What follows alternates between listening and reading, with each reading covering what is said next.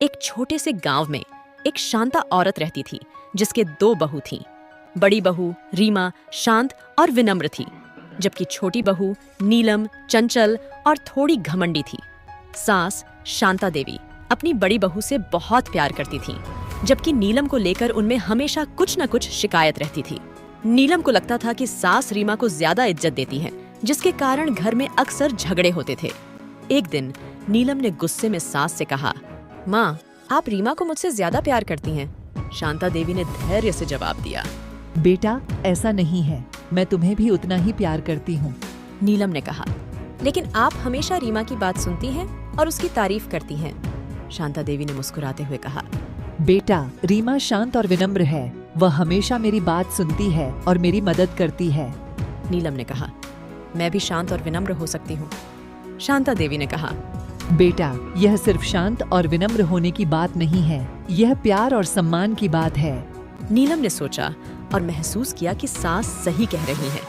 उसने अपनी गलती स्वीकार की और सास से माफी मांगी। शांता देवी ने नीलम को गले लगाया और कहा, बेटा, तुम मेरी बहू हो, मैं तुम्हें हमेशा प्यार करूंगी। इस घटना के बाद नीलम ने अपना व्यवहार बदल लिया। घर में खुशी का माहौल बन गया। रीमा और नीलम दोनों सास की मदद करती और घर के कामों में बराबर हिस्सा लेती। एक दिन शांता देवी बीमार हो गईं।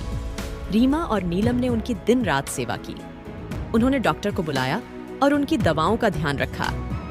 शांता देवी अपनी बहुओं की देखभाल से बहुत खुश थीं।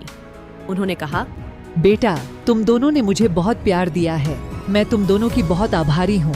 रीमा और नीलम ने कहा, माँ, आप हमारे लिए सब कुछ हैं। हम आपकी सेवा करने के लिए हमेशा तैयार हैं। शांता देवी धीरे धीरे ठीक हो गईं। उन्होंने अपनी बहुओं को गले लगाया और कहा, तुम दोनों मेरी किस्मत की बहू हो।